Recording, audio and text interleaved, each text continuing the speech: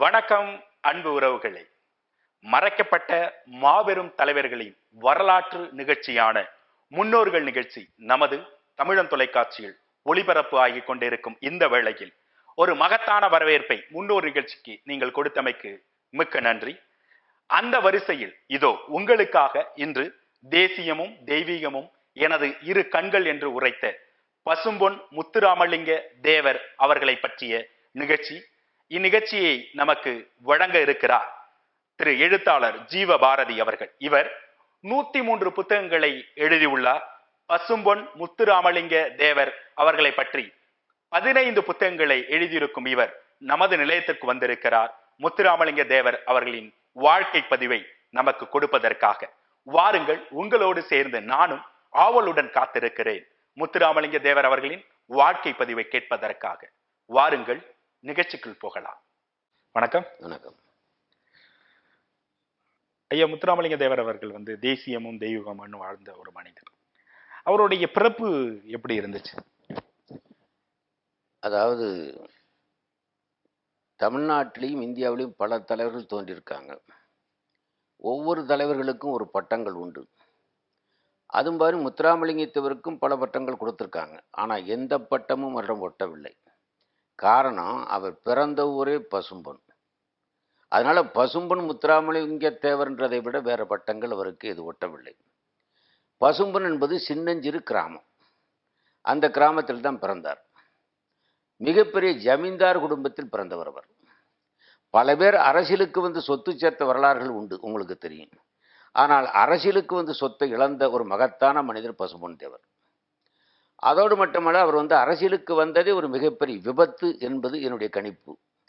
அவரை முழுமையாக படித்தீர்கள் என்றால் விவேகானந்தரும் வள்ளலாரும் இணைந்த ஒருவன்தான் பசும்பொன் தேவர். அவர் மட்டும் அரசியலுக்கு வராமல் இருந்தால் விவேகானந்தர் மாதிரி ஆன்மீகத்தில் உலக புகழ் பெற்றிருப்பார் என்பது என்னுடைய கணிப்பு. அவருடைய 19ஆம் நீங்கள் சொல்வது விவேகானந்தர் அப்படின்னு குறுக்கிடுவதை மன்னிக்கணும். விவேகானந்தர் அடிக்கொள்ளிடுறீங்க. ஆனா அவர் முழுக்க முழுக்க வள்ளலாரையே பின்பற்றி வாழ்ந்திருக்கிறார். சொல்றேன். 19 வயதில் அவர் சென்னைக்கு குடும்ப வழக்கு விஷயமாக வழக்கறிஞர் சீனிவாச ஐயங்காரை பார்க்க வர்றார். வயசு 19. அப்போ வராமல் இருந்திருந்தா அரசியலுக்கு வந்திருக்க மாட்டார். அது பிறப்பு எப்படி இருந்துச்சு? அவர் கூட பிறந்த ஒரே குழந்தை. பிறந்தவர் கொஞ்ச நாளே அவங்க அம்மா இறந்துடுறாங்க. அதனால இவருக்கு கூட பிறந்தவர் யாரும் கிடையாது. அப்படி வழக்கு விஷயமாக 19 வயசுல சென்னைக்கு சீனிவாச ஐயங்காரை சந்திக்கின்ற பொழுது காங்கிரஸ் கட்சி மாநாடுங்க நடக்கும். அந்த மாநாட்டு பொறுப்பாளர் சீனிவாச ஐயங்கார். சீனிவாச ஐயங்கார் தான் முத்துராமலிங்கத்துடைய குடும்ப வழக்கறிஞர். அவர்கிட்ட வழக்கு சொல்லும்போது, வழக்கெல்லாம் இருக்கட்டும்பா, இந்த மாநாடு நடக்குது, இந்த மாநாட்டில் நீ உதவி பண்ணு, மாநாட்டுக்கு நீயும் வாண்டார். அப்பொழுதுதான் முதலாக நேதாஜியை சந்திக்கிறார். அந்த நேதாஜி சந்திப்பும் அவருடைய மேடை முழக்கத்தையும் கேட்டு மடைமாற்றமாகிறார் பசும்பொன் தேவர். நீங்கள் சொன்னீங்க இந்த மாதிரி வள்ளலார் தான் உச்சமாக தெரியுதுன்னு சொன்னீங்க. ஆனால் இவருடைய 25வது வயதில் முதல் மேடையில் ஏறுறார் பசும்பொன் தேவர். அதுக்கு முன்னாடி பேசினதே கிடையாது. அந்த 25வது சாயல்குடி என்ற கிராமத்தில் விவேகானந்தர் வாசக சாலை ஆண்டு விழா. சாலக்குடினா ராமநாதபுரம் முதுகுளத்தூர் பக்கத்தில் அந்த ஊரில் விவேகானந்தர் வாசக சாலை ஆண்டு விழா நடக்குது. சேதுராம செட்டியார்ன்றதை நடத்துறாரு. அந்த விழாவுக்கு விவேகானந்தர் படத்தை திறந்து வைத்து பேச சேதுராம செட்டியார் அழைத்தது யாரே தெரியுமா? கிருஷ்ணசாமி பாரதியார் என்ற மிகப்பெரிய தேசபக்தர். அந்த விழாவில் பேசுவதற்கு அழைக்கப்பட்டவர் காமராஜர். ஆனால் அந்த கிருஷ்ணசாமி பாரதி வராதனால பக்கத்தூருக்கு பசும்பொன் தேவர் வந்திருக்காருன்னு தெரிஞ்சு சேதுராம செட்டியார் போய் கூப்பிட்டு வர்றாரு பேசுறதுக்கு. முதல் மேடை முழக்கமே விவேகானந்தர் தான் தொடங்குறார். 3 மணி நேரம் விவேகானந்தர் பேசியிருக்கிறார். அதற்கு முன்பு அவர் மேடையில் பேசினது கிடையாது. என்ன துரதிர்ஷ்டம்னா, அன்று அவர் பேசிய பேச்சு இன்று வரைக்கும் கிடைக்கவில்லை. வள்ளலாருடைய தாக்கம் என்பதும் விவேகானந்தர் தாக்கம் என்பதும் நடை வள்ளலார் மாதிரி இருக்கும், சிந்தனை வள்ளலார் மாதிரி இருக்கும், விவேகானந்தர் மாதிரி இருக்கும். நீங்கள் பார்த்தீங்கன்னா நட பார்த்தீங்கன்னா அப்படியே வள்ளலார் மாதிரி தான். அடுத்து வந்தீங்கன்னா அரசியலில் அவர் ஒரு தியாகம் பல பேர் செஞ்சுருக்காங்க. இன்னைக்கு வரைக்கும் தேவரை பேசப்படுவதற்கு அப்பழுக்கற்ற வாழ்க்கை, தூய வாழ்க்கை. உதாரணமாக சொல்லணும்னு சொன்னால், இன்னைக்கு அவருடைய சாதி வர்ணங்கள்லாம் பூசப்படுது. அதெல்லாம் அவரை படிக்காதவர்கள், அவரை உணர்ந்து கொள்வதனுடைய விளைவு. நான் தொகுப்பு தான் செஞ்சுருக்கேன், ஆனால் கலாய்வுகள் நிறைய பண்ணியிருக்கேன். அதாவது நான் எப்பயுமே ஒரு தொகுப்பு பண்ணாலும் கூட இன்னும் மூல நூல் எழுதலை, தொகுப்பு தான் பண்ணியிருக்கேன் அவரை பற்றி. அவருடைய பேச்சுகள், அவருடைய சட்டமன்ற உரைகள், அப்புறம் அவருடைய கட்டுரைகளும் பண்ணியிருக்கேன். தவிர அப்பயும் கலாய்வு பண்ணுவேன். ஒரு சின்ன நிகழ்வு உங்களுக்கு சொல்கிறேன். 52 தேர்தலில் 57 தேர்தலில் இவர் போட்டி போடும்போது இனி ஒருத்தரை நிறுத்துறாரு. சிவகாசி பக்கத்தில் ஒரு தொகுதி, அவர் பேர் முத்துராமானுஜ தேவர். அவர் என்னை சந்திக்கணும், ஏன்னா கூட இருந்திருக்காருன்னு சந்திக்கணுன்றதுக்காக போனேன். திருப்போணம் பக்கத்தில் மேலச்சொரிக்குளம்ன்ற ஊரில் இருக்கார். நாங்கள் அவரை போய் சந்தித்தேன். அவர் வயசாகி போச்சு. இந்த மாதிரி தேவரையாவுடைய கூட இருந்திருக்கீங்களே, அவரை பற்றி ஒரு நிகழ்வு சொன்னால் தேம்பி தேம்பி அழுதார். ஒரு நிகழ்வை கேட்குறீங்களே என்னார்? இல்லை உடல்நிலை உங்களுக்கு சரியில்லை, ஒரு நிகழ்வை சொல்லுங்கண்ணே. அப்போ சொல்கிறார், 57 தேர்தலில் என்னை தேவரையா நிறுத்தினார். தேர்தலுக்கு முன்பு ஒரு கொலை நடந்ததுனால 3000 ஓட்டை நான் தோத்துட்டேன். ஆனால் தேர்தல் நின்னதுனாலே அந்த பகுதியில் நான் தலைவர் ஆகிட்டேன். தோத்த பிறகு அந்த ஊரில் இருக்க விரும்பாமல் தேவரையா எங்கெங்கே போகிறாரோ கூடியே போவேன். அப்போ அவர் எம்எல்ஏ இருக்குன்னு பொழுது சட்டமன்ற விடுதியில் அவரோட தங்கியிருப்பேன். ஒரு நாள் மத்தியானம் சாப்பிடும்போது சாப்பிட்டு முடிச்சோன்னே 200 ரூபாய் கையில் கொடுத்து, முத்துராமலிங்கம் காதியில் போய் காவி கலரில் கம்பிக்கோடு போட்ட ஒரு புடவை வாங்கிட்டு வாங்கினார். நாளை ஒரு முக்கியமான இடத்துக்கு போகணும்னாரு. கீழே வந்த பிறகு தெரிஞ்சு புடவை வாங்கினா ஜாக்கெட்டு வாங்க முடியாது தலைவருக்கு தெரியலையே. ஏன்னா தலைவருக்கு தாயும் கிடையாது, தாரமும் கிடையாது, அக்கா தங்கச்சியும் கிடையாது. ஆனால் எங்கள் தலைவர்கிட்ட எதையுமே நாங்கள் ஏன் எதுக்குன்னு கேட்டு பழக்கப்படல, சொல்லி செஞ்சு பழக்கப்பட்டவங்க. அதனால் நேராக போய் 200 ரூபாயில் 120 ரூபாய்க்கு ஒரு புடவையும் 80 ரூபாய்க்கு புடவை 2 புடவை வாங்கிட்டு வந்தேன். காட்டினா அருமையான செலெக்ஷன் ராமானுஜம், நாளை காலைல 6 மணிக்கு டாக்ஸி ஏற்பாடு பண்ணுங்க போகணும்னாரு. 6 மணிக்குன்னா அவர் 4 மணிக்கு இருந்துச்சு, அவரே குளித்து அவரே துணியை துவைச்சி சாமியை கும்பிட்டு ரெடி ஆயிடுவார். அதுக்கு முன்னாடி நான் ரெடி ஆகி டாக்ஸி வச்சுருந்தேன். முன்னாடி டிரைவர் பக்கத்தில் உட்காந்துறேன், பின்னாடி உட்காந்துருந்தேன். யாரையுமே மரியாதை குறைவாக பேச மாட்டார். அந்த டிரைவர்கிட்ட ஐயா நேராக போங்க, ரைட்டில் போங்க, லெஃப்ட்டில் போங்கன்னு சொல்லிட்டே போனார். கடைசியில் மயிலாப்பூர் கச்சேரி ரோட்டில் ஒரு வீட்டுக்கு முன்னாடி அந்த டாக்ஸி நின்றுச்சு. அந்த வீடு யாருடைய வீடுனா மிருதங்க வித்வான் முருகபூபதி. புரிஞ்சுக்கிச்சா? உங்களுக்கு ஜாதி புரிஞ்சுக்கணும்.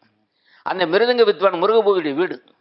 அந்த வீட்டுக்கு தேவரையோட நான் பல நாள் வந்திருக்கேன். அங்கே சாப்பிட்ருக்கோம். மிருதங்க வித்வான் முருகபூபதியுடைய மனைவி பேர் இந்திராணி. முத்துராமலிங்கத்துடைய மனைவி அம்மா பேர் இந்திராணி. இந்த அம்மா பேர் இந்திராணி. என்ன காரணம் கேட்டிங்கன்னா, முத்துராமலிங்கத்துடைய அப்பா பெண் விஷயத்தில் பலகீனமானவர். அப்படி பிறக்கப்பட்ட பெண் என்பதனாலேயே முத்துராமலிங்கத்துடைய முத்துராமலிங்கத்துடைய அம்மா பேரை வச்சிருக்காங்க இந்த அம்மாவுக்கு. அதனால தான் இந்திராணி. அந்த பெண்ணை தன்னுடைய சகோதரியாக நினைத்து அங்கே சாப்பிடுவார். அப்போ கூட பல நாள் நான் போய் சாப்பிட்டுருக்கேன். இந்த அம்மாவுக்கு இந்த புடவை கட்டுவாங்களே, இது கிளவி கட்டுற புடவை வாங்கிட்டு வந்திருக்கோம், இதை போய் வாங்கிட்டு வந்திருக்காரு தலைவர் நினச்சிக்கிட்டே போனேன். உள்ளே போய் உட்காந்தேன்னா அவர் வாங்கன்னு கும்பிட்டுச்சு அந்த அம்மா இந்திராணி. அம்மா போய் கூப்பிட்டு வாங்கன்னாப்புல. எந்த அம்மான்னு எனக்கு தெரியாது. சரி, இந்த கூட்டு போன பிறகு ஒரு 5 நிமிஷம் கழிச்சு எலும்பும் தோளுமாக கட்டிய புடவையில் பல ஒட்டு போட்டு ஒரு பிச்சைக்கார மாதிரி ஒரு தாய் வந்து நின்னாப்புல. டப்புன்னு அவர் அந்த அம்மா காலில் தேவரையா விழுந்தார். எவன் காலையும் விழுகாத அந்த சிங்கம் ஒரு பிச்சைக்காரி மாதிரி இருக்கக்கூடிய காலில் விழுந்துட்டா. நான் துடிச்சு போய் நானும் காலில் விழுந்தேன். எந்திரிச்ச பிறகு 2 புடவையும் கொடுத்தாரு. எனக்கு எதுக்கே அந்த புடவையெல்லாம் அந்த அம்மா கேட்டுச்சு. ஒரு தாய்க்கு மகன் செய்ய வேண்டிய கடமை, தவறாக நினைக்காதீங்க அப்படின்னு கொடுத்தோன்னா நீ நல்லாரியான்னு வாங்கினாப்புல. வாங்கிட்டு அந்த அம்மா போன பிறகு இந்திராணி அம்மா ஊருக்கு போகும்போது பணம் கேட்டால் கொடுத்துரு, நான் கொடுத்துறேன்னாப்புல. சரின்னு அந்த அம்மா சொல்லிச்சு. இப்போ என்னை பார்த்து கேட்டார், வந்துட்டு போன அம்மா யாருன்னு தெரியுதாயான்னு என்னை கேட்டார் தேவரையா. தெரியலேனே, வீரவாஞ்சி மனைவி பொன்னம்மான்னாப்புல. அப்போ ஒரு தேசபக்தனுடைய மனைவி கஷ்டப்படுகிறாள் என்பதை அரசாளர்களுக்கு தெரியல, தேவருக்கு தெரிஞ்சிருக்கு. அந்த புடவை வாங்கி கொடுத்துருக்காரு. அப்போ அவர் கடைசியாக கேட்ட கேள்வி அந்த முத்துராமலிங்கத்திட்ட, அப்படி ஒரு தேசபக்தனுடைய மனைவியை மதிக்காத தேசம் உருப்படுமான்னு கேட்டிருக்காரு. இங்கே உங்கள் தமிழன் தொலைக்காட்சி மூலமாக சொல்கிறேன், மிகப்பெரிய தேசபக்தன் பசும்பொன் தேவரை ஒரு ஜாதிய தலைவர் நினைக்கக்கூடிய தேசம் உருப்படுமான்னு கேட்குறேன். அதே நேரத்தில் பார்த்தீங்கன்னா அவர் முதல் எலெக்ஷனே உங்களை நீங்கள் பார்க்கலாம். 1937 காங்கிரஸ் கட்சியில் இவர் நிற்கலை. ராமநாதத்தில் நீதி கட்சியின் சார்பாக ராமநாத் ராஜா போட்டி போடுறார். அப்போ தமிழ்நாட்டினுடைய தேர்தல் பொறுப்பாளர் சர்தார் பட்டேல், இன்னைக்கு உயரமான செலவு வச்சிருக்காங்களே அவர். ராமநாத் ராஜாவை நீதி கட்சியின் சார்பாக நிற்கும் பொழுது காங்கிரஸ் கட்சியில் எதிர்த்து எவரால் நிற்க முடியாது. இவர் மதுரையில் இருக்கார் தேவர். ஆனால் சர்தார் வல்லபாய் பட்டேல், ராஜாஜி எல்லாரும் கலந்து பேசி, சத்தியமூர்த்திலாம் கலந்து பேசி ராஜாவை தோற்கடிக்கணும் முத்துராமலிங்கத்தால் தான் முடியும் அப்படின்னு முடிவு பண்ணுறாங்க. இவர் மதுரையில் இருக்காரு. அங்கேருந்து தந்தி வருது, நீங்கள் தான் காங்கிரஸ் கட்சி கேண்டிடேட், நாமினேஷன் தாக்கல் பண்ண பணமாக அனுப்பிட்டோம்னு தந்தி வருது. மறுநாள் காலையில் புறப்படுறாரு. அன்றைக்கி 5 மணியோட நாமினேஷன் தாக்கல் முடியுது. இவர் காரில் போனால் ஒரு கார் பிரேக் டவுன் ஆகிட்டா தொல்லேன்னு 3 கார் பின்னாடி வருது. அங்கே அப்படியே நீங்கள் சினிமாவில் ஃப்ளாஷ்பேக் மாதிரி அங்கே கட் பண்ணி காட்டினீங்கன்னா ராமநாத் ராஜா நாமினேஷன் தாக்கல் பண்ணிட்டாரு, முத்துராமலிங்கத்தேவர் அப்பா உக்கிரபாண்டித்தேவர் சுவிட்டு கொடுக்குறாரு. அவர் ராமநாத் ராஜாவுக்கு வேலை செய்கிறார். அப்போ அங்கே நீதி கட்சிக்காரர் 4:30 மணி ஆனே இனிமே இவன் நாமினேஷன் தாக்கல் பண்ண வரப்போறான், காங்கிரஸ் கட்சி பயந்துட்டான்னு சொல்லி முத்துராமலிங்கத்தோடைய அப்பா உக்கிரபாண்டித்தேவர் எல்லாருக்கும் ஸ்வீட் கொடுத்துட்டு இருக்காரு. அந்த நேரத்தில் தேவர் உயர்கினார். காங்கிரஸ் கமிட்டி கேண்டிடேட்னு போய் நின்னார். அவங்க அப்பா கொலை நடிக்கிட்டார். நாமினேஷன் தாக்கல் பண்ணியாச்சு. அப்போ வாய்ப்பூட்டு சட்டம், அரசியல் பேசக்கூடாது. இந்தியாவிலே அந்த நேரத்தில் வாய்ப்பூட்டு சட்டம் போடப்பட்ட திலகரும் பசும்பொன் தேவரும் தான். நீங்கள் அரசியல் பேசாமல் எப்படி வாக்கு கேட்பீங்க? அப்போ முத்துராமலிங்கத்தேவருக்கு பெரிய சங்கடம். ஆனால் ராமநாத் ராஜா எல்லா ஊருக்கும் போகிறார். கூடையே உக்கிரபாண்டித்தேவர் முத்துராமலிங்கத்தேவருடைய அப்பாவும் போகிறார். ஒவ்வொரு கிராமத்திலையும் முத்துராமலிங்கத்தேவருடைய அப்பா பேசுகிறார். காசியில் பிறப்படக்கூடிய சன்னியாசிகள் எல்லாம் ராமேஸ்வரத்தில் குளித்து விட்டு ராஜா காலை தொட்டு கும்பிட்டு போவாங்க. அப்படிப்பட்ட ராஜாவை ஏற்று உருப்படாத என் பையன் நிற்கிறான், அவனை நீங்கள் நம்பாதீங்க அப்படின்னு ஒவ்வொரு ஊர்லேயும் பேசுகிறார். இது எதிர்த்து பேச முடியாது முத்துராமலிங்கத்தேவர், என்ன வாய்ப்பூட்டு சட்டம். ஆனால் அவர்கள் போன பிறகு இவர் போய் அந்த கிராமத்தில் எல்லாம் பெட்மாஸ் லைட் வச்சுட்டு உட்காந்துருக்காங்க. அரசியல் தானே பேசக்கூடாது. அப்போ அவர் பேசுறார், நீங்களெல்லாம் ஹரிச்சந்திர நாடகம் பார்த்துருப்பீங்க, அந்த மயான காண்டம் உங்களுக்கு எல்லாம் தெரியும். அது ஹரிச்சந்திர மகாராஜா பாடுவார், நான் ஆதியிலும் பறையன் அல்ல, சாதியிலும் பறையன் அல்ல, பாதியிலே பறையனான் என்ன. அதே மாதிரி நான் ஆதியிலும் ஊமை இல்லை, பாதியிலும் ஊமை இல்லை, சர்க்கார் போட்ட சட்டத்தால் ஊமையான என்னாப்புல மன்னர் காலி. ஆக மன்னரை தோக்கடித்த ஒரு வல்லமை பசும்பொன் தேவருக்கு தான் இருந்துச்சு. காங்கிரஸை காத்தான் பசும்பொன் தேவர்னு சத்தியமூர்த்தி எதற்காக சொன்னார்? அன்னைக்கு பசும்பொன் தேவர் என்ன சொன்னார்? தென் தமிழகத்தில் காங்கிரஸ் கட்சி நுழையவே முடியாது நீதி கட்சிக்கு முன்னாடி. அப்புறம் எப்படிங்க அந்த காங்கிரஸ்ல இருந்து அந்த வர்றேன். அப்படிப்பட்ட தீரன் சத்தியமூர்த்தி கர்நாடகத்தில் காங்கிரஸ் கட்சி ஆரம்பிச்சு பேசுறார். தேவர் ஒரு பக்கத்தில் இருக்கிறார். மேடையில் பேசுற தீரன் சத்தியமூர்த்தி நினைவு வச்சுங்க, காமராஜருடைய குருநாதர். தீரன் சத்தியமூர்த்தி பேசும்போது அந்த கர்நாடகாத்தான் கூட்டத்தில் போலீஸ் இன்ஸ்பெக்டர் போய் துப்பாக்கி காட்டி ஒழுங்கா கீழரங்களை சுற்றுவேன். கர்நாடகாத்தான்னா நம்ம காரைக்குடி பக்கத்துல. ஆமா, சுற்றுவேன்னாப்ல. யாரு? தீரன் சத்தியமூர்த்தியை துப்பாக்கியை காட்டி கீழே இறங்கிட்டாப்ல. இது பசும்பொன் தேவருக்கு சொல்லப்படுது. இந்த மாதிரி தீரன் சத்தியமூர்த்தி துப்பாக்கியை காட்டி சப் இன்ஸ்பெக்டர் கீழே இறங்கிட்டார். அதே இடத்தில் நாளை நான் பேசுகிறேன்றார். இப்போ மாதிரி ஒன்றும் கிடையாது, சுவரட்டி கிடையாது, ஒன்றும் கிடையாது, ஒளிபரிக்கு கிடையாது, வெறும் மெக்கப் ஒன்று தான். ஏறத்தாழ 10,000 பேர் கூட்டம் அந்த கர்நாடகாத்தான் கிராமத்தில். தேவர் பேசார். அவர் எப்பயுமே நான் சொல்லவே மாட்டார். நேற்று என்னுடைய கட்சியினுடைய மிகப்பெரிய தலைவர் தீரன் சத்தியமூர்த்தி இங்கே பேசுகின்ற பொழுது, இந்த ஊர் சப் இன்ஸ்பெக்டர் போலீஸ் துப்பாக்கியை காட்டி விரட்டி விட்டதாக அடியன் அறிந்து இங்கே வந்திருக்கிறேன். இப்பொழுது அடியன் பேசுகிறேன், அந்த இன்ஸ்பெக்டர் ஆண்மகனாக இருந்தால் மேடைக்கு துப்பாக்கியை காட்டலாம் என்று பேசினார். அந்த இன்ஸ்பெக்டர் ஊர்லேயே இல்லை. அப்படியெல்லாம் இருந்தவர் எங்க காங்கிரஸ் இருந்து முரண்படார்னா, இவர் நேதாஜி தேர்தல் நிற்கிறார் காங்கிரஸ் கமிட்டி தலைவருக்கு, பட்டாபி சீதாராமையா நிற்கிறார், பட்டாபி சீதாராமையா காந்திஜி ஆதரிக்கிறார். ஆனால் தமிழ்நாட்டில் இருக்கக்கூடிய காங்கிரஸ் சோசியலிஸ்ட் கட்சியில் இருக்கக்கூடிய ஜீவானந்தம், ராமமூர்த்தி போன்றவர்களும் பசும்பொன் தேவர் நேதாஜி ஆதரிக்கிறாங்க. 110 ஓட்டு அதிகமாக வாங்கி நேதாஜி ஜெயிக்கிறார். அதிக ஓட்டு கிடைத்ததே தமிழகத்தில் தான். அந்த வெற்றியை காந்தி ஏற்றுக்கொள்ளவில்லை. பட்டாபியின் தோல்வி என்னுடைய தோல்வியினர். இதுல தான் பூசல் வந்துச்சு. நேதாஜி வெளியே வர்றார், பார்வர்ட் பிளாக் ஆரம்பிக்கிறார். அவர் பின்னாடி இவர் வந்தார். ஆக 52 தேர்தலை நீங்க பார்க்கலாம். சட்டமன்றத்துக்கும் பார்லிமெண்ட்டுக்கும் போட்டி போடுறார். முதுகுளத்திற்கும் போடுறார், அருப்புக்கோட்டையும் போடுறார். 2லையும் ஜெயிக்கிறார். எம்எல்ஏ வந்துகிட்டு எம்பி ரிசைன் பண்ணும்போது யாரை நிறுத்துறாரு? தேவமாரியை நிறுத்தினாரு, ராமசாமி செட்டியாரை நிறுத்துறாரு. சரி, இவர் எதிர்த்து நின்றவங்க தேவர் தானே. காங்கிரஸ் கட்சியில் வேற ஜாதியை நினைச்சு தேவரை எதிர்த்து நின்றவர்கள் எல்லாம் தேவர் தான். 52 ஜெயிச்சிட்டாரு. 57 நிலைமை தெரியும் என்ன தெரியுமா? அருப்புக்கோட்டை பார்லிமெண்ட்ல ஜெயிக்கிறாரு. ஏன்னா முக்குளத்தூர் அதிகமா இருக்காருன்னு கணக்கு போட்டு அரசாங்கம் அதை சிறுவிழுப்புத்தூர் பார்லிமெண்டா மாத்துது. 6 சட்டமன்றம் கொண்டதான் ஒரு பார்லிமெண்ட். அது 10 சட்டமன்றமா ஆக்குறாங்க. அப்ப நாமினேஷன் தாக்கல் பண்ண போறாரு. பிபிசி இருந்து கேட்கறாங்க, தேவர தொகுதியை மாத்திட்டாங்களே, ஜெயிக்க முடியுமான்னு. அவர்களால் தொகுதியை மாற்ற முடியும், ஆனால் மக்கள் மனதிலிருந்து அடியணை மாற்ற முடியாது. அங்கேயும் ஜெயிச்சார். ஓட்டு கேட்க போகாம தேர்தல் பிரச்சாரம் செய்யாம ஜெயித்த ஒரே மனிதர் அவர் தான். அடுத்து நீங்க சட்டமன்றத்தில் அவர் பேசுறதெல்லாம் யாரும் படிக்கிறது இல்லை. தாழ்த்தப்பட்ட சமூக மசோதாவில் பேசுறாரு. நம்புற அதை ரெக்கார்ட் பண்ணியிருக்கேன். அவருக்கு ஜாதி வெறியரா இருந்தா எப்படி பேசலாம்? எப்படி பேசியிருக்கணும்? தாழ்த்தப்பட்ட மசோதாவில் பேசும்போது பள்ளன், பறையன், சக்கிலியன், அருந்ததின்னு பேசவே இல்லை. பல்லர், பறையர், அருந்ததியர், சக்கிலியர் என்று பாகுபாடோடு இருக்கக்கூடிய அன்பு சகோதரர்களே, உங்களுக்குள் ஒற்றுமையை ஏற்படுத்திக் கொள்ளுங்கள்.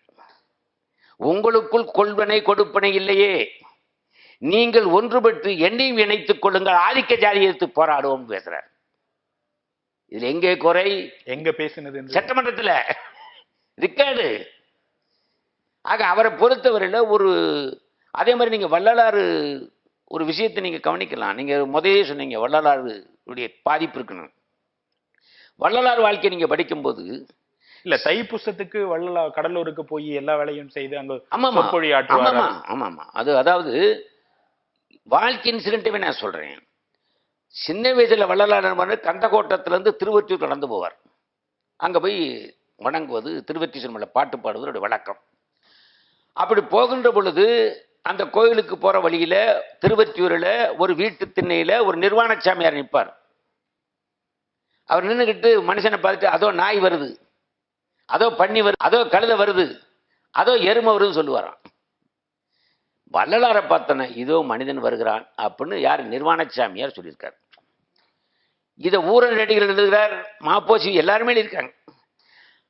அப்போ போய் அந்த நிர்வாண சாமியார்கிட்ட சில நிமிடங்கள் பேசினாராம் வள்ளலார். அந்த நிமிடத்திலிருந்து அந்த ஊர்லயே பார்க்க முடியலன்னு பதிவு பண்றாங்க. That is a reporter work. என்ன பேசியிருப்பான் வள்ளலார்? உன்னுடைய தீர்க்க தரிசனத்தினால் அவன் மனிதனாக இருந்தும் நாய்க்குணம் படைத்தவன் என்பதை அறிந்து கொண்டாய். உன்னுடைய தீர்க்க தரிசனத்தினால் உனக்கு மனிதனாக இருந்தும் கூட இவன் பன்றியாக இருக்கிறான் என்பதை அறிந்து கொண்டாய். அந்த சித்தாந்த வேட்பாடுகளால் என்னை மனிதனாக அறிந்து கொண்ட நீ மாத நடக்கும் இடத்தில் மடையனே நிர்வாணமாக நிற்கலாமா என்று கேட்டிருப்பான். அப்பதானே போயிருக்கணும். இதே மாதிரி பார்த்தீங்கன்னா பசுமொழியில படிக்கின்ற பொழுது பள்ளிக்கூட மாணவன் பசும்பொன் தேவர் அப்போ திருப்பரங்குன்றத்துக்கு போறது ஒரு வழக்கம். ஞாயிற்றுக்கிழமை திருநகர்ல தங்கியிருக்கார் கோயிலுக்கு. ஆமா, அப்போ தன்னுடைய நண்பர்களை கூப்பிட்டு திருப்பரங்குன்றத்துக்கு போவார். அப்படி போகின்ற பொழுது ஒரு நாள் ஒரு ரோட்ல அப்படியே ஒரு கூட்டம் நிற்குது. எல்லாரும் வேடிக்கை பார்த்துட்டு ஒரு பாதிரியார் பேசிட்டு இருக்காரு ஒரு கல் மேல நின்று. எல்லாரும் வேடிக்கை பார்க்குறாங்க, ஆணும் பெண்ணும் பெரியவர்களும் சின்னவர்களும். அது பசுமந்த சின்ன பையன் இவரும் போய் நிற்கிறாரு. இப்போ அப்பா பாதிரியார் பேசுறார், நான் நிற்பதும் கல்தான், உங்கள் ஆலயத்தில் இருக்கும் சிலையும் கல்தான், ஏன் கல்லை தொழுகிறீர்கள் அப்படின்னு பேசுறார். அத்தனை பேர் நின்றார்களே, எவரும் ஒன்றும் கேட்கல. ஆனா தேவர் என்ற சின்ன பையன் மட்டும் போய், ஐயா எனக்கு ஒரு சந்தேகம்ன்றாப்புல. என்ன சொல்லு அப்படின்றார் பாதிரியார். உங்களுக்கு திருமணம் ஆகிவிட்டதா? ஆகிவிட்டது. அம்மா இருக்காங்களா? இருக்காங்க. சகோதரி இருக்காங்களா? இருக்காங்க. நான் பேசியதற்கும் நீ கேட்பதற்கும் என்ன சம்பந்தம் அப்படின்னு அந்த பாதிரியார் கேட்கிறார். சம்பந்தம் இருக்க போய்த்தான் கேட்கிறேன் ஐயா. தாயும் தாரமும் தங்கையும் மூவரும் பெண்கள் என்பதனாலேயே ஒரே விதமான அணுகுமுறையை அவர்களிடம் அணுக முடியுமா? அதுபோன்று வீதியில் கிடக்கிற கல்லுக்கும் கோயில் இருக்க கல்லுக்கும் இடத்தை பொறுத்து நிலை மாறுகின்றதுன்னா அன்னிலிருந்து அந்த பாதிரியாரை காணும். இத மாதிரி தேவரட்டி நீங்க வாழ்க்கை முழுவதும் அவர் கேட்டார் அன்னைக்கு, பாகிஸ்தான் கேட்டவனு முட்டாள் கொடுத்தவனு முட்டாள்னாரு. இன்னைக்கு வரைக்கும் என்ன நடந்துட்டு இருக்கு? எவன் ஆட்சிக்கு வந்தாலும் பிரச்சனை தானே. அவர் இளமை காலம் எப்படியா ரொம்ப கொடூரமானதா இருந்துச்சு? இளமை காலம் ஒரு பிரச்சனை, அரசியலுக்கு வந்தா கொடுமை இல்ல. அவரு அந்த அம்மா இறந்துட்டாங்க, அதுக்கப்புறம் உணவுகள் மத்த. ஆமா, அது வசதியான குடும்பம்ல. நீங்க வசதியான அந்த சாப்பாடு பிரச்சனை இல்ல. தந்தை ராஜாவுக்கு வேலை செய்தார். தந்தையாலதான் சிக்கல்களே. தந்தையாருக்கு தானே கோர்ட்டுக்கு வர்றாரு, நீதிமன்றத்துக்கு. தந்தை பெண்கள் தொடுப்புனாலையும் சொத்தப்புறா விற்க ஆரம்பிக்கிறாரு. அதை தடுக்கிறதுனால படிக்கவே முடியல. படிக்க அவர் 10வதோட நிறுத்திக்கிறாரு. ஆனால் அவருடைய ஆங்கில புலமையை கண்டு மத்தவன் அசந்திருக்கான். ஆக அவருடைய செயல்கள் பூரா. எத்தனை முறை பாராளுமன்றத்துக்கு தேர்ந்தெடுக்கப்பட்டார்? ஒரு 3 முறை தேர்ந்தெடுக்கப்பட்டார். 2 முறை ரிசைன் பண்ணார். அதாவது ஒரு முறை 3 முறை தேர்ந்தெடுத்ததுல ஒரு முறை சட்டமன்ற உறுப்பினராக இருக்கார். 52 57 சட்டமன்ற தேசியம் விட்டு பார்லிமெண்ட்டுக்கு போறார். 62 பார்லிமெண்ட் ஜெயிச்சு ஆனா போக முடியாம அப்படியே வழக்குகளுக்கு நடந்துறாரு. அப்புறம் இன்னொரு செய்தி, ரொம்ப முக்கியமான செய்தியா உங்ககிட்ட கேட்கணும்னு நினைச்சேன். தமிழ்நாட்டிலிருந்து ரொம்ப நெருங்கிய தொடர்புல நேதாஜி கூட இருந்தவர் முத்துராமலிங்க தேவர் ஐயா அவர்கள். அவர் வந்து தனிப்பட்ட முறையில ஒரு வருடம் வந்து பொது வாழ்க்கையிலேருந்து நகர்ந்து முழுக்க முழுக்க பருமா மற்ற இடங்கள்ல போய் சந்திச்சு பேசி நேதாஜி அவர்களை வந்து மறைமுகமா சந்திச்சு பேசியதாகவும், அது இல்லாம நேதாஜி அவர்கள் இறந்து விட்டார், அவர் வந்து விமான விபத்துல இறந்து விட்டார் அப்படின்னு சொன்னதெல்லாம் மறுத்து திரு முத்துராமலிங்க தேவர் அவர்கள் தான் வந்து அப்படிலாம் அவர் இறக்கல, அவரை நான் சந்திச்சு பேசியிருக்கேன், இவர்கள் செய்வது பொய்யும் புரட்டும் அப்படிங்கிற செய்திகள்லாம் சொல்றாங்க. அதெல்லாம் உண்மைதான். இப்ப அதாவது இன்னைக்கு வரைக்கும் நேதாஜி இறந்தாரா? ஆதாரம் காட்டப்பட்டிருக்கா? சிக்கல்கள் அரசர் வழியில தானே இருக்கு. அப்புறம் தேவர் சொல்றோம் எப்படி சந்தேகப்பட முடியும்? அரசர்கள் கையில் இருக்கின்ற பொழுது அந்த செய்திகள் உண்மை. அவர் கடைசி வரைக்கும் பேசினாரு. சாகும் வரைக்கும் நேதாஜி செத்ததாக அவர் ஒத்துக்கொள்ளவே இல்லை. ஏனென்றால் அதை நாம ஒத்துக்கொள்றதுக்கு காரணம் அன்னைக்கு ஒரு அரசு அதை நிரூபிக்கல. எத்தனை பிரதம மந்திரிகள் வந்துட்டாங்க. அது இல்லாம நேதாஜினுடைய ராணுவ படைக்கு தமிழகத்திலிருந்து அதிகமாக ஆட்கள் அனுப்புனது முத்துராமலிங்க தேவர். அந்த தொடர்பு தான் பர்மா இங்க எல்லாம் பாத்தீங்கன்னா இவருக்கு தமிழ்நாட்டை விட செல்வாக்கு அதிகம் தேவருக்கு. பர்மாவிலையும் மலேசியாவிலையும் சிங்கப்பூர்லையும் தேவரை கொண்டாடுனாங்க. இன்னைக்கு நீங்க மலேசியாவில் நான் போய் பேசியிருக்கேன் தேவரை பற்றி. எத்தனாயிரம் பேர் கூட்டம். அந்த தமிழர்கள் பூரா அந்த நேதாஜி தேவர்னா அந்த ஈக்குவல் மரியாதை கொடுக்குறாங்க. இன்னும் ஒரு சின்ன சம்பவம் சொல்றேன். அவர் பெண் விஷயத்தில் எவ்வளவு யோக்கியமானவர் என்பதற்கு தனிநபர் வாழ்க்கையில் மட்டுமல்ல, பர்மாவுக்கு போறார், புத்த பிஜைகள் வரவேற்பு கொடுக்குறாங்க. புத்த பிஜைகள் மிகப்பெரிய விஐபிகளுக்கு கொடுக்குற வரவேற்புன்றது ஒரு மாதிரியா இருக்கும். என்ன கேட்டீங்கன்னா, 2 பக்கமும் பெண்களை உட்கார வைத்து அவர்களை தலைமுடியை விரிச்சிருவாங்க, அது மேல நடந்து போகணும். இது அவருடைய பாரம்பரியம். தேவருக்கு கூட்டு போய் அந்த வரவேற்பு கொடுக்குறாங்க, பார்க்குறாரு, பெண்கள் முடி அது மாதிரி நடக்க சொல்லுது. தேவர் சொல்றார், என்னுடைய தேசத்துக்கே தாய்நாடு என்று பெயர், எங்களுடைய தேசத்தில் ஓடுகின்ற நதிகளுக்கெல்லாம் கங்கை என்றும் காவேரி என்றும் பெண்களை வைத்து அழகு பார்க்கக்கூடிய தேசம். என்னுடைய தெய்வத்துக்களால் லட்சுமி என்றும் சரஸ்வதி என்றும் பெண்கள் பேரை வைத்து வணங்குகின்ற தேசத்திலிருந்து வந்த நான் பெண்கள் முடியில் நடப்பது என்பது உடன்பாடு இல்லாத முடியாதுன்றார். ஆக பொது வாழ்க்கையிலும் தனி வாழ்க்கையிலும் பெண்களை தெய்வமாக மதித்தவர் அவர். அதே மாதிரி அவருடைய அரசியலில் பார்த்தீங்கன்னா காமன்வெல்த்லேருந்து வெளியேறுகின்றார் நேருகிட்ட. அதுக்கு அவர் சொல்கிற இதை பார்த்தீங்கன்னா, காமன்வெல்த்தில் இன்னைக்கு இந்தியா இருக்குது. இன்னைக்கு காமன்வெல்த்தில் யார் தலைவர்? இலங்கை. யோசிச்சு பாருங்க. அன்னைக்கு தேவர் சொன்னதுக்கு இலங்கை யாரு? தமிழர்களை நிலைமையில உங்களுக்கு தெரியும். அப்போ அன்னைக்கு ஏன் ஜவஹர்லால் நேரு சொல்றாரு, நேரு அவர்களே காமன்வெல்த்திலிருந்து இந்தியா வெளியேற வேண்டும். ஏனென்றால் பிரிட்டிஷ் அரசு எதற்காக காமன்வெல்த் உருவாக்கியது என்று தெரியுமா? தன்னுடைய அடிமையிலிருந்து விடுபட்ட நாடுகளெல்லாம் போய்விடக்கூடாது என்பதற்காக ஒரு வீழ்தான், ஒரு சேர்தான் அந்த காமன்வெல்த். மீண்டும் நம் தலை அதில் கொடுக்க வேண்டிய அவசியம் இல்லை, வெளியேற வேண்டும் என்றார்.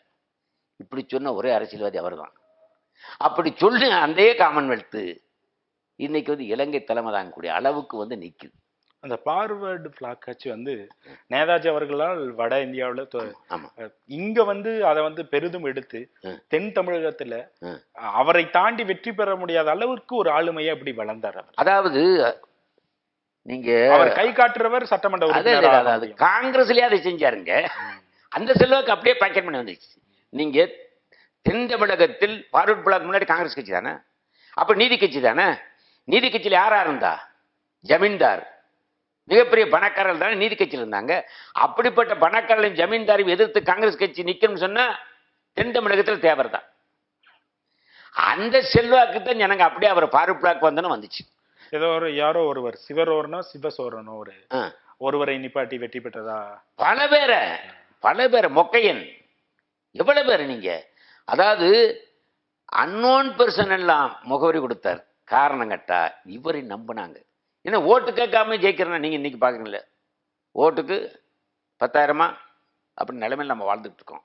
ஆனால் தொகுதிக்கே போகாம வாக்கே கேட்காம காங்கிரஸ் கட்சியில இருக்கும்போது ஜெயிக்கிறார், பார்வர்டு பிளாக் வந்த பிறகு ஜெயிக்கிறார். ஆனா என்னன்னு கேட்டீங்கன்னா அவர்கிட்ட ஒரு எப்படித்தான் அந்த பேச்சு, அதாவது சில விஷயங்கள் எனக்கு தெய்வ நம்பிக்கை கிடையாது, நான் பதிவு பண்றேன். ஆனால் சில அப்நார்மல்னு சில விஷயங்கள் இருக்கு பாருங்க, அது இன்னமும் நம்ம யோசிக்க வேண்டியது. 2 விஷயங்களை நான் பதிவு பண்றேன். தங்க காளீஸ்வரன் ஒருத்தர், இந்த தங்க காளீஸ்வரன் யாருன்னா பசும்பொன் முத்துராமலிங்கத்தேவர் காங்கிரஸ் கட்சியில் இருந்தபோது ராமநாதபுரம் மாவட்ட பொருளாளராக கூட இருந்தவர். பசும்பொன் தேவர் ஃபார்வர்ட் பிளாக்குக்கு வந்து காங்கிரஸ் கட்சி விட்டு வெளியே வந்த பிறகு இந்த நாடு உருப்படான்ட்டு மலேசியாவுக்கு ஓடிட்டார் அந்த தங்க காளீஸ்வரன். அங்கே ஓடி போய் டத்தோசாமியில் அரசியல் கொண்டு வந்தார் அவர். தேயிலத்தோட்ட தொழிலாளிகள் சங்கம் அமைச்ச அவர். அவர் என்ன பண்ணுவார்னா ஒவ்வொரு மாதமும் தீபாவளிக்கு காளையார் கோவிலுக்கு வருவார். காளையார் கோவில் அவர் சொந்த ஊர். அவர் நல்லா நினைவு வச்சுங்க, இசைவியலாளர், முக்குளத்தில் கிடையாது. அவரை சுற்றி இருந்து போகிறவங்க தான். அவர் வந்து தேவரோட இருந்தார்னாக்கா அவரை சந்திக்கணும்னு ஆசைப்பட்டேன். ஏன்னா செய்தியில் கிடைக்குமே. அப்போ ஒரு தடவை மலேசியாவில் வந்திருக்காருன்னு எனக்கு தகவல் சொன்னாங்க. நான் காளையார் கோவிலுக்கு போனேன். போய் பார்க்கும்போது நான் ஜீவபாரதி இந்த மாதிரி தேவரையை பற்றி எழுதிட்டுருக்கேன், அவரை பற்றி செய்யணும். அவரும் அழுகிறார். நீங்கள் தேவர் பக்தர்கள் பார்த்தீங்கன்னா சொன்னோன்னு அழுதுவாங்க. இன்னைக்கு நீங்கள் ஐயனில் ஒர்க் பண்ண வயசானவங்களை போய் பாருங்கள், நேதாஜினா அப்படி நின்றுவாங்க. 90 வயசு. அந்த ஸ்பிரிட் அவங்ககிட்ட இருந்துச்சு, இன்னைக்கு இருக்குது. அப்போ தங்க காளீஸ்வரனை பார்த்து பேசும்போது இந்த மாதிரி ஒரு மறக்க முடியாத நிகழ்வு தேவரையை பற்றி சொல்லுங்கன்னு. அது ஒரு அவர் வைத்தியத்துக்கு வந்திருக்கிறார். இல்லை உடல்நல சரியில்லை, ஒரே ஒரு செய்தி மறக்க முடியாத செய்தி சொல்லுங்கள், அதுக்கு பிறகு நான் வந்து உங்களை சந்திக்கிறேன். அவர் சொன்ன செய்தி இதெல்லாம் வந்து எப்படி நமக்கு புரிய முடியல. நான் ஒவ்வொரு வருஷம் தீபாவளிக்கு வருவேன் காளையார் கோவிலுக்கு. தீபாவளி முடிஞ்ச மறுநாள் பசும்பொண்ணுக்கு போயிடுவேன். தேவரையா எங்கே போகிறாரோ கூடயே போவேன். ஒரு மாதம் இருந்துட்டு பல்லடு மலேசியாவுக்கு ஓடிடுவேன். அவர் கூடயே போய் அவர் பேசுகிறது கேட்குறதெல்லாம் வச்சுட்டு இது எனக்கு ஒரு டானிக் மாதிரி. அப்போது ஒரு வருஷம் வந்தேன். தீபாவளி அன்னைக்கு எண்ணெய் வச்சு குளிச்சுட்டு சாப்பிட்டு தினமணியை பார்த்தேன். இப்போ இன்றைய செய்தி போடுறாங்கல்ல, அதே மாதிரி நாளைய செய்தியும் அப்போ போடுவாங்க. அன்னைக்கு பசும்பொன் தேவரையா மதுரையில் பேசுகிறதா போட்டுருந்துச்சு. நல்ல வேளை பசும்பொன் கிராமத்துக்கு அது நடந்து போனோம். அதை விட மதுரையில் போய் ஐயா பார்த்துலாம்ட்டு முடிவு பண்ணி மறுநாள் 12 மணிக்கு மதுரை சசிவர்ணத்தேவர் வீட்டுக்கு போனேன். சசிவர்ணத்தேவர் வீட்டில் அவர் தங்கியிருப்பார். மாடியில் தான் தங்கியிருப்பார். படி ஏறி அது எப்பயுமே திறந்துருக்கும் ஐயா இருந்தாருன்னா. போகிறேன், அந்த அறையில் கதவு திறந்துருக்கு. தலையணை இல்லாமல் கீழே ஒன்றும் விரிக்காமல் வெற்றுடம்பு வேட்டி மட்டும் கட்டியிருக்காரு. செவர் பக்கம் தலையை திருப்பி முதுகு வாசல் பக்கம் திரும்ப மாதிரி படுத்திருக்காரு. நான் சத்தம் கேட்காம செருப்பு அப்படியே கலட்டி விட்டுட்டு மெதுவரனேன். வாங்க தங்க காளீஸ்வரன் திரும்பி பார்க்காமே கேட்டார். நான் மலேசியாவில் வந்து எப்படி வந்தேன்னு தெரியாது, நான் தான் வந்திருக்கேன்னு தெரியாது. வாங்க தங்க காளீஸ்வரன், எனக்கு ஆடி போச்சு. உடனே கக்கன்னு சிரிச்சுட்டு இருந்துச்சு உட்காந்தார்.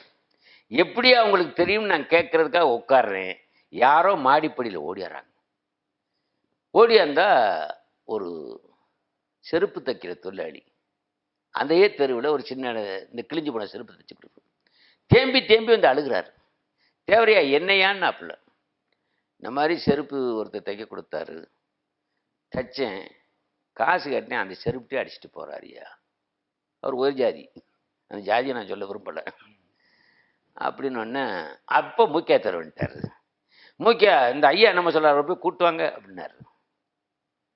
அவரை கூப்பிட்டு வந்தார். வெற்று உடம்புல துண்டை போட்டு அந்த தெருவில் தேவரையா நடந்ததே கிடையாது. உடனே இவர் தானா ஐயா தானா அடித்தது கம்முன்னு இருந்தார். வாங்க அப்படின்ட்டு துண்டை போட்டுக்கிட்டு இறங்கினார். அவருக்கு பின்னாடி அந்த அடித்தவர், அவருக்கு பின்னாடி அடிபட்டவர், அவருக்கு பின்னாடி மூக்கியத்தவர், அவருக்கு பின்னாடி நான் இறங்கி தெருவில் போனோம். அதனை செருப்பு பெரிய கடையா ஒரு குடம் மாதிரி ஒன்று வச்சு அதில் இதான் உங்கள் கடையாயா அண்ணார். ஆமாம். எங்கள் தச்ச செருப்பை காட்டுங்க கலட்டுங்கயான்னாரு. யார் கலட்டினார்? அந்த செருப்பு தைச்ச தொழிலாளி அந்த செருப்பு எடுங்கயான்னாரு. எடுத்தார். அடிங்கயான்னார். ஓங்கி அடிச்சோன்ன தெரியுதா வழி? ஒரு தொழிலாளிட்டு உழைப்பை வாங்கிட்டு காசு கொடுக்காமல் இருப்பது தப்பு. சாதி திமிரில் அடிச்சிருக்கீங்களே, இனி இது நடக்கும். இவரை எப்படி ஜாதி தலைவர் நினைக்க முடியும்? இதே மாதிரி நூற்றுக்கணக்கான செய்திகள் நாம் சொல்லலாம். அடிப்படையில் இருவரும் தமிழர்கள், வள்ளலார் தமிழ் இனத்தை சார்ந்த ஒரு ஆன்மீகத்தினுடைய அடையாளம், உச்சம் மெய்யியலினுடைய அடையாளம். அதே போல தன்னுடைய இறுதி சடங்குல வள்ளலாரின் வழிபடி இறுதி சடங்கு முடித்துக் கொண்ட முத்துராமலிங்க தேவரையா அவர்களும் தமிழினத்தினுடைய உச்சத்தினுடைய உச்சமாக இந்த முன்னோர் நிகழ்ச்சியில நீங்கள் கலந்து கொண்டதற்கு மிக்க மகிழ்ச்சி. வணக்கம்.